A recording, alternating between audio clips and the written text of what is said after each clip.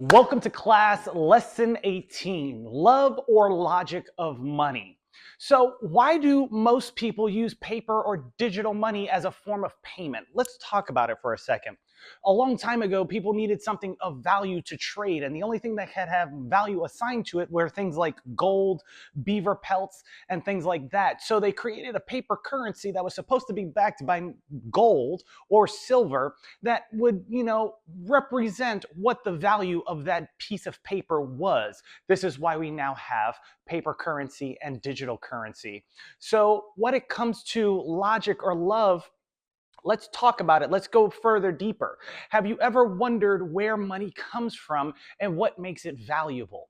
See, the thing about money is that it's your own self-belief in the fact that it's valuable that makes it very valuable.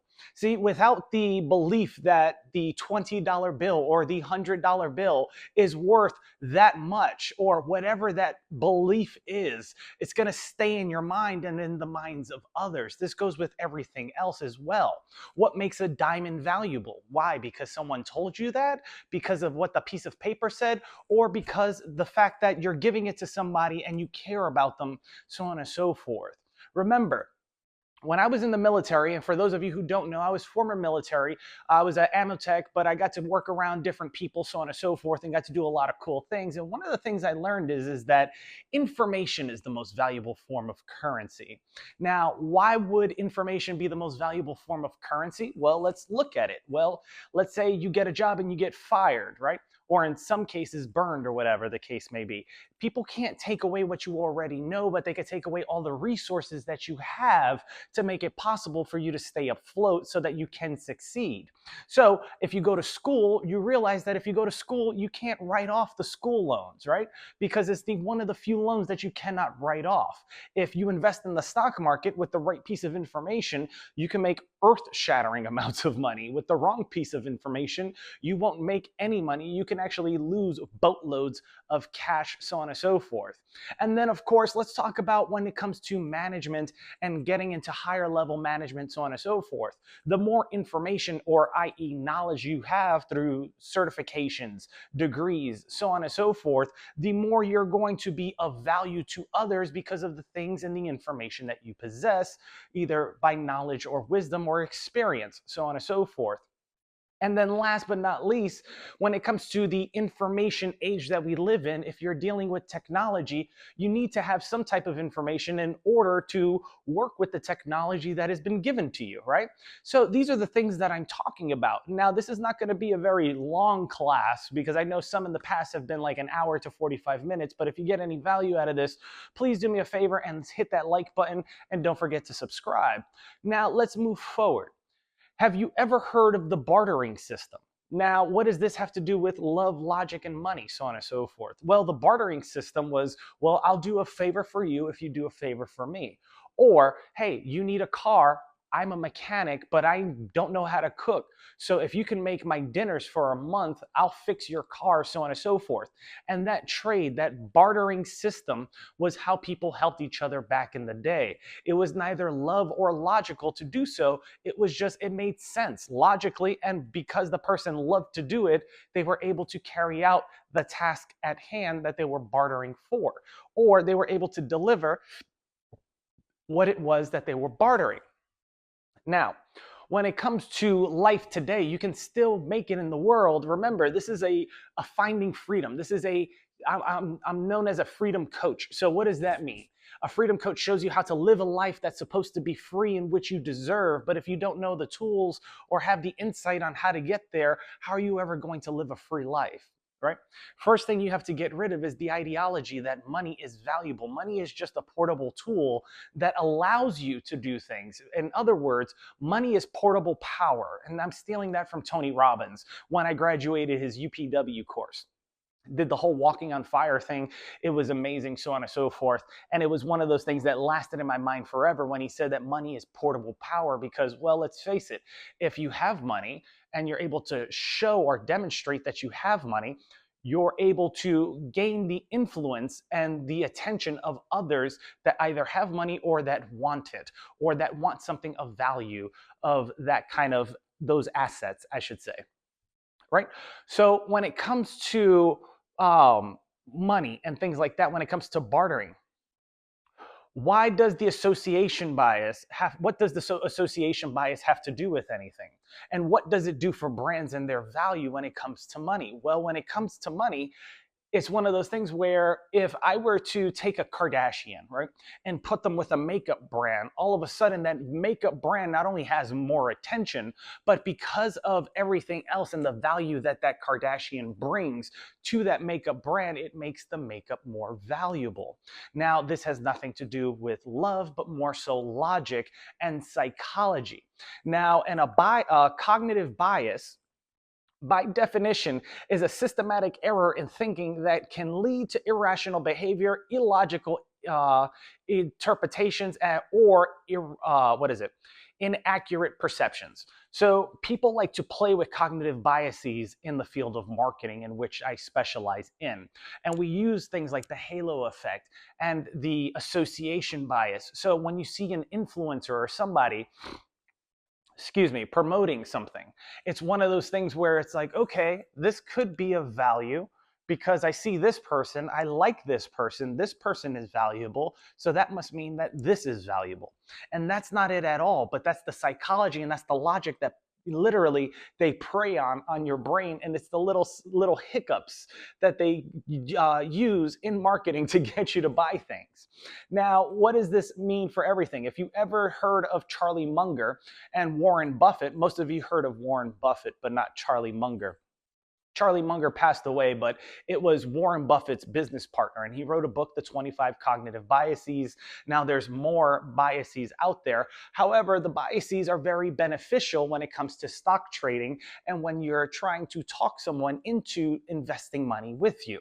Let's say you run a nonprofit organization, you want people to donate, you might want to use cognitive biases in order to make people donate more, or to give to a better cause, and associate things with your brand if you are a nonprofit, or if you are for profit, the same thing. How many athletes does Under Armour and Nike have?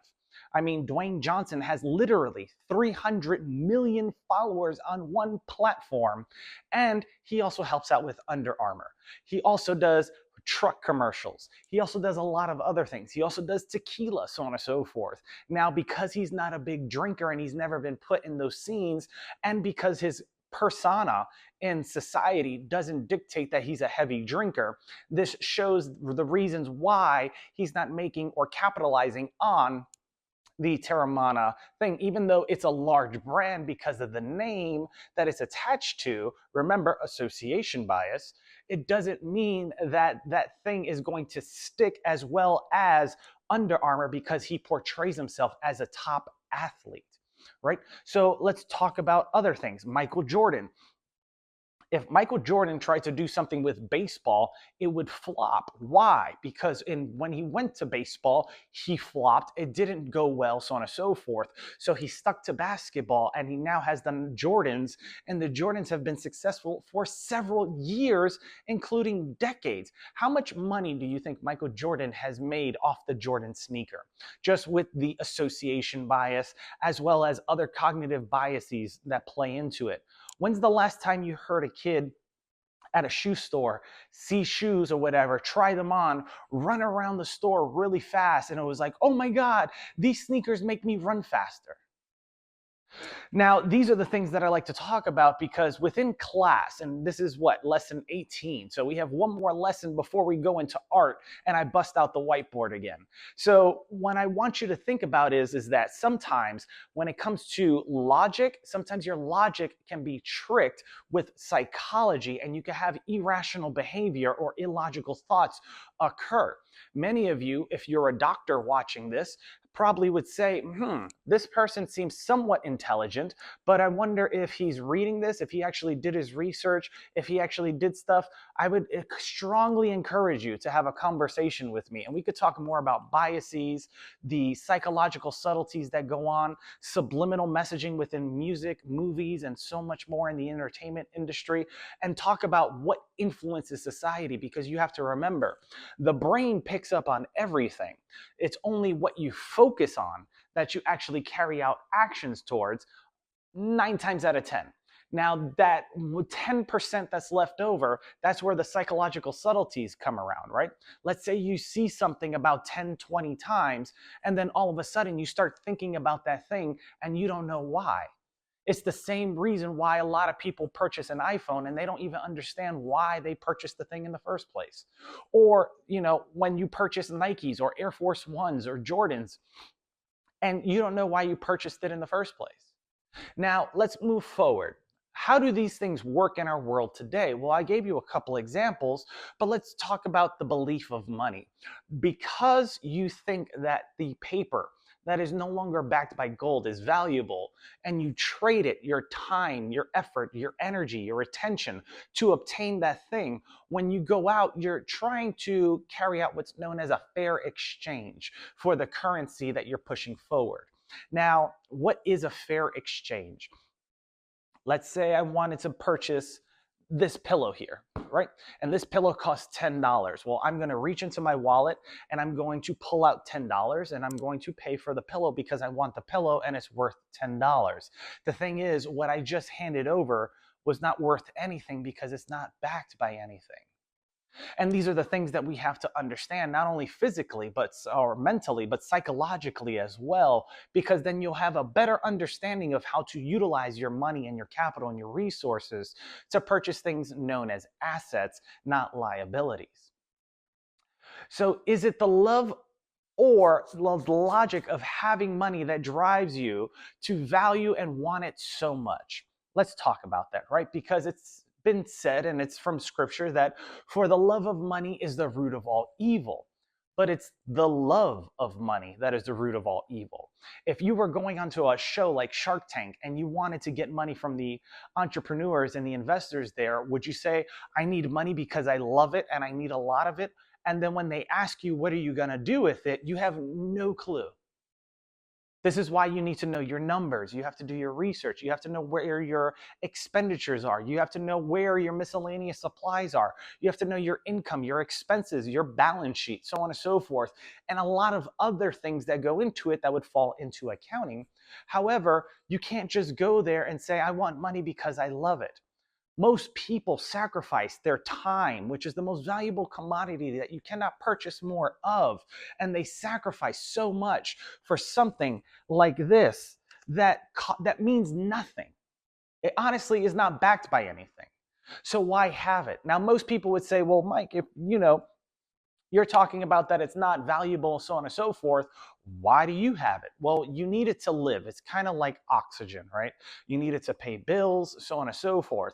But I tell you right now, if you go to your landlord and you pay with a bar of gold, they're going to look at you differently because to them, shiny object syndrome kicks in and they realize that bar of gold is worth a hell of a lot more than the chump change that you were paying them earlier because of the value that it brings, because of the utility that it brings. I can't hook a dollar bill up to a battery set and make it run more efficiently. I can't put a dollar bill into electronics and have it run more smoothly and more efficiently. But you can utilize gold and silver to do so because of the conductivity that it has.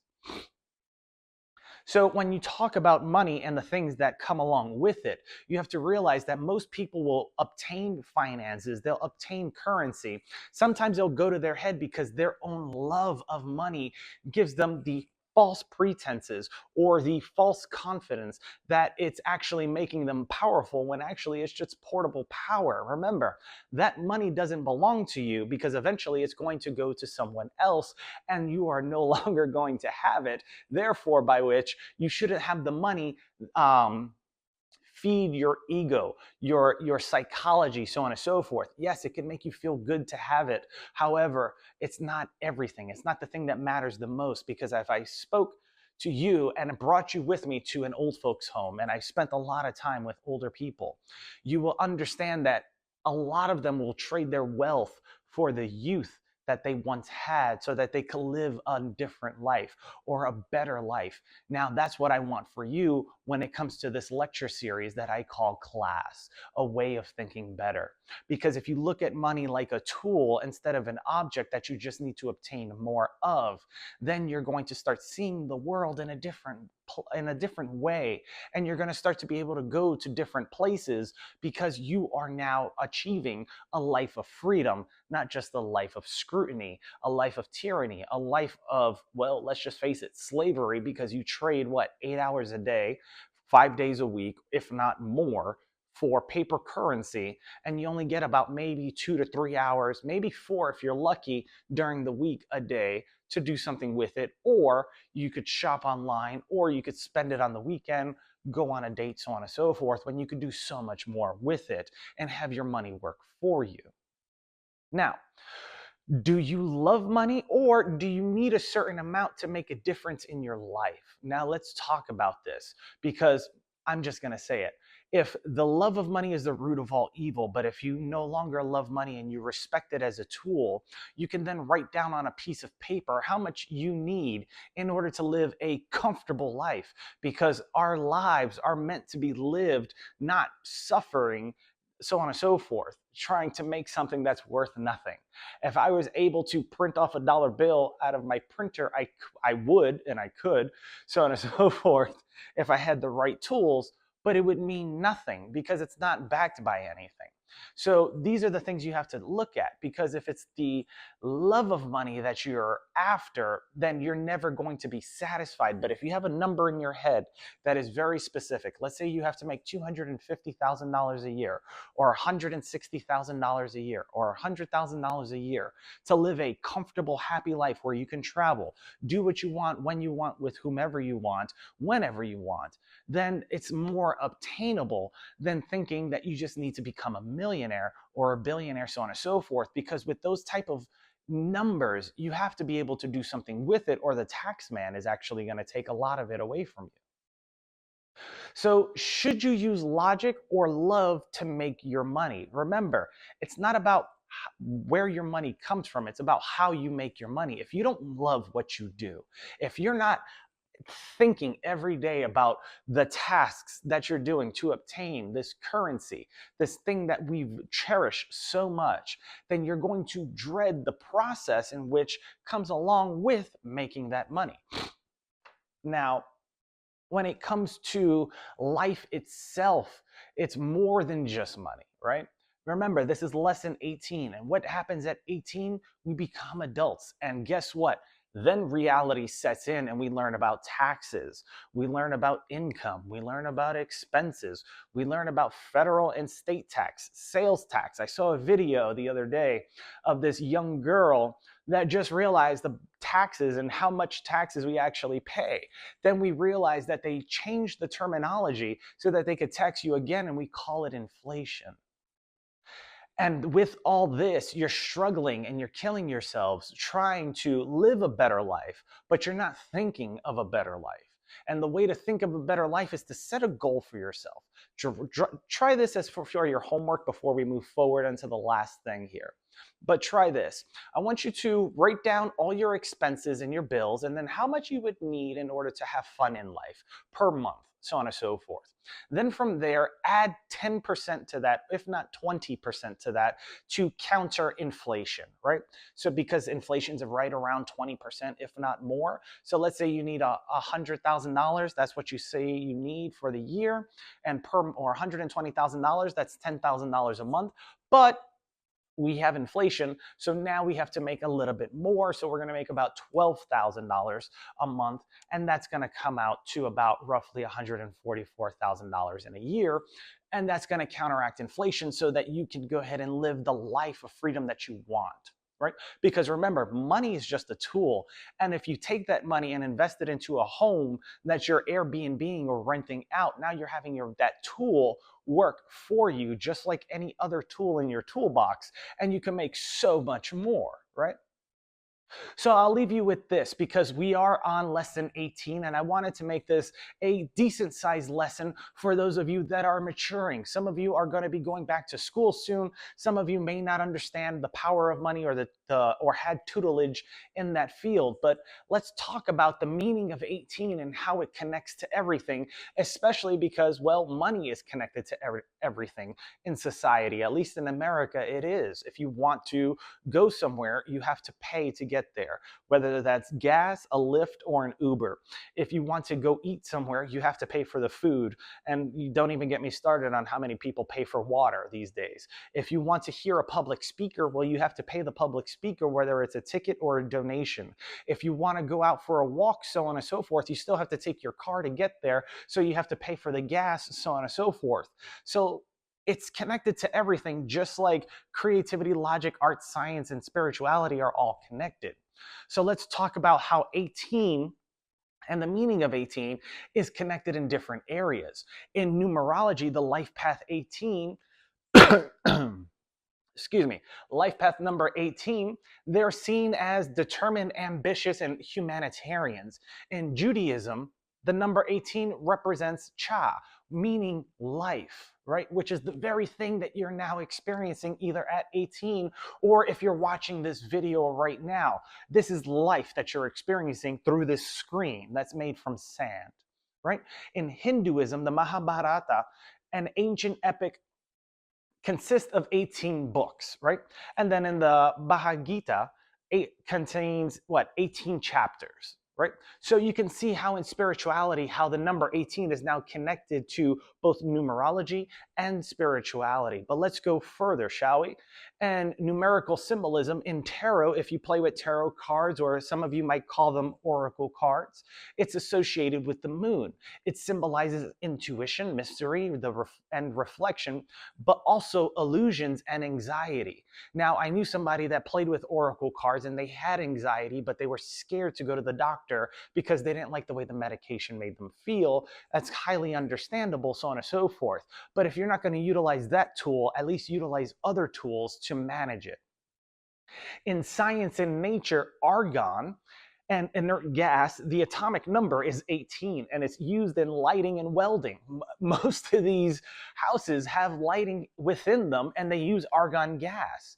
You've seen these in the efficient light bulbs, and you've seen these as well as if you ever seen Hot Important Nights or Fast and the Furious, where the smoke inside of the screen for the speaker or subwoofer will glow. That's argon gas, so on and so forth.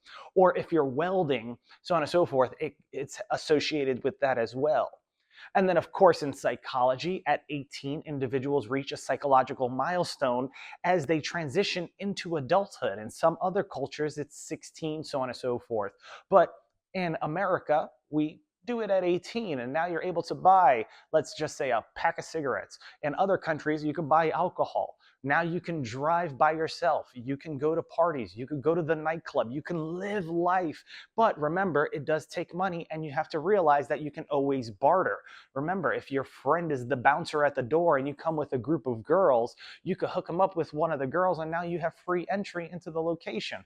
That's just a little way to maneuver and utilize the bartering system, and instead of using money, and to think outside of the box, because remember, this is about a way of thinking better, not just different, right?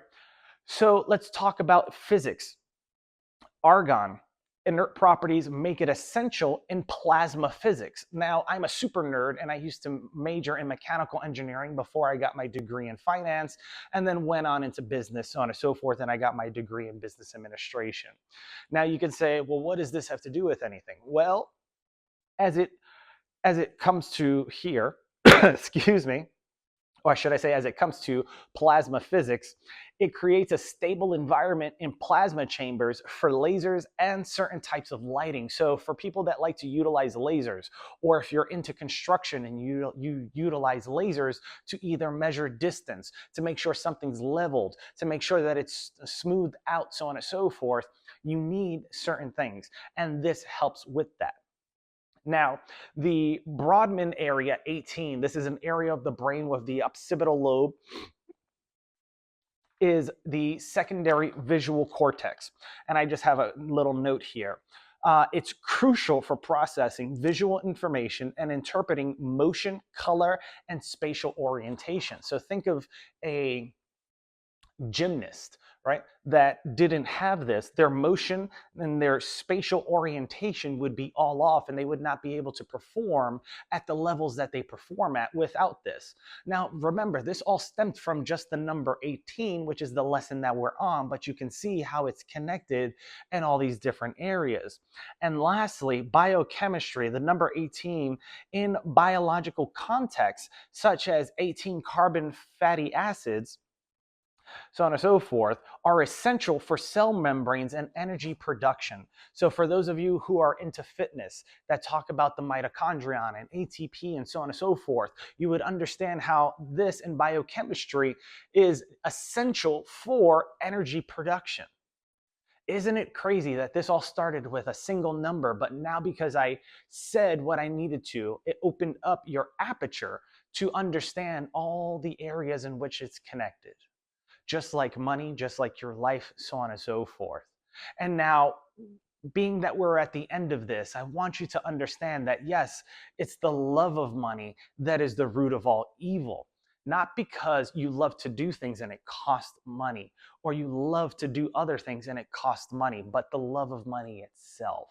And some people will do anything to actually obtain it, which is why it's the root of all evil. So if you enjoyed this lesson, please go ahead and subscribe because more lessons are to come. And I'm getting extremely excited because, well, let's just say logic to me was interesting to put together for you guys, but let's just face it, logic's boring without creativity. And when you combine the two, you now have art, depending on which side you lean on. If you're more creative, if you are more on the logical side, you have science. When you put those things together, you have spirituality, and you start getting to the esoteric questions that we all have today, which we're leading up to.